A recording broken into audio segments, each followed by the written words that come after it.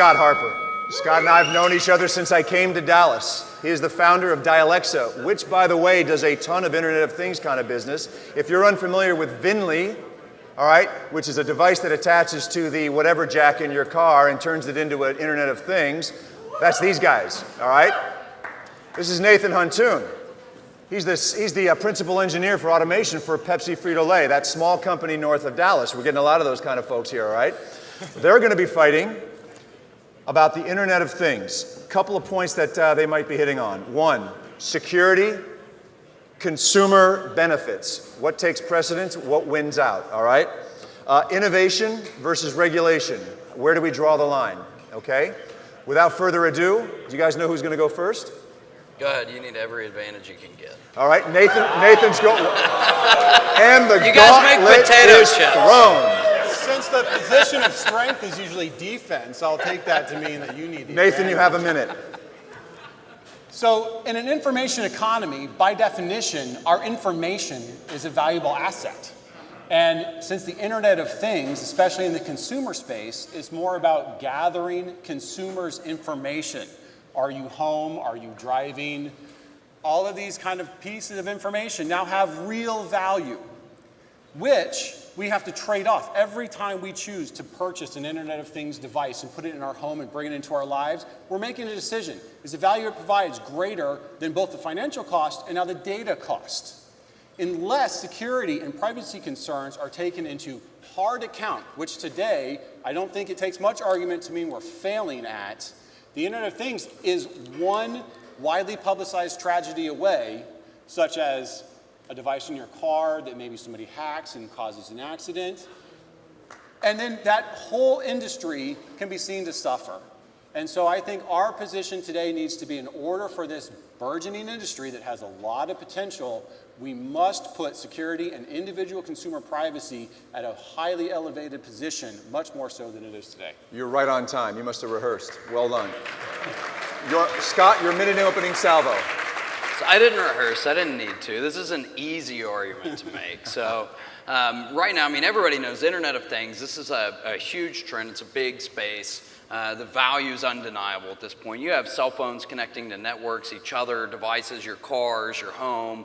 The benefits are plentiful. Nobody needs to paint the picture for that. The question, we're battling or debating today is whether or not the security and privacy concerns are really going to be the downfall of the space, or they're going to diminish the value. This is like any new space. There are challenges. People are looking at, here's something that, exposed some sort of one guy hacks a Jeep or something. Well, when you go look at it and say, well, how did they implement that?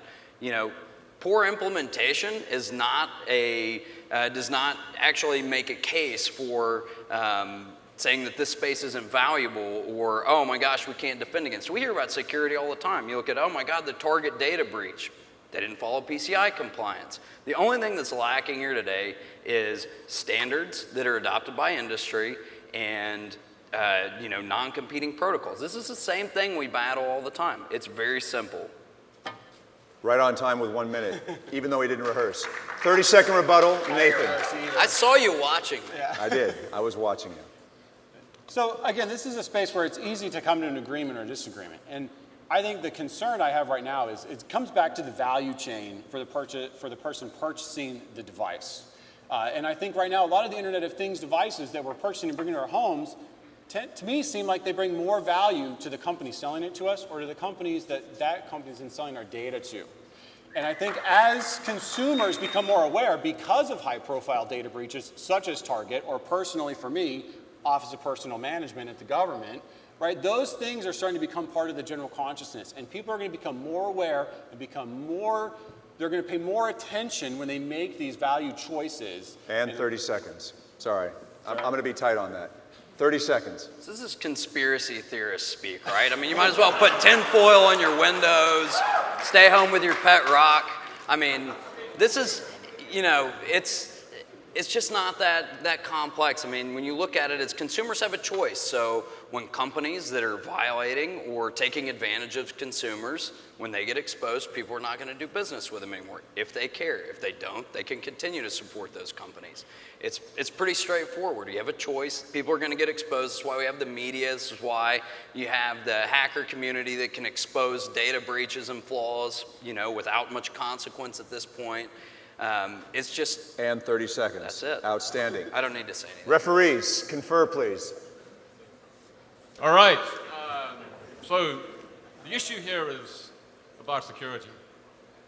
And so we, the panel, believe that security will be dealt with as and when the business benefits. Keep that close to your mouth. The business benefits Yes. overrule the security issues. Where's it going to come from? Enterprise or consumer? All right, so I think the drive is going to come from the consumer first in the value chain, because I believe that in the enterprise space for Internet of Things, that decision's already been made, right? The industrial Internet of Things and all the consumer space, or the enterprise space, they've already committed all in, but they also have the resources. They own their own data. They manage it. They value every step of the chain. They kind of have the resources to do that. And so I think they've kind of handled the security, at least to a level that they feel comfortable with. If you want to go to the next step, that's got to be driven from the consumer benefit space, because they're the ones that are currently probably operating in a slight position of ignorance. Scott. Yeah, so the enterprise space, they are already addressing. They're more control. They can spend the resources. There are ways and means that we know how to do IoT securely, from the hardware and firmware side to the wireless protocol, the encryption side, the cloud. You know, security is always a relative term, as we all know. This is obvious in the security space when you're speaking about this. But the big, widely publicized things that you're going to see that are really attacking the efficacy of the space are going to be on the consumer side. This is where, you know, nobody feels bad for, you know, PepsiCo when they have a poor implementation because they don't have great engineering. Not even you me. know. You know, they say, hey, you should know better, right? But when, you know, Joe Blow buys a smart lock, an August lock, and he puts it on his house, and somebody hacks it and can get right in, because these are actual hacks you can buy right off the internet. This is what's going to drive the standards to go there. That's when consumers are going to actually see and become actually aware of the risks there. They're going to demand that, and companies are going to step up. Excellent. All right. Wow, that was really, really good. Voting is open. Start your voting right now, all right? You guys got a minute. All right, Jeevan, you can close down voting, Jeevan. All right. Stand up, guys.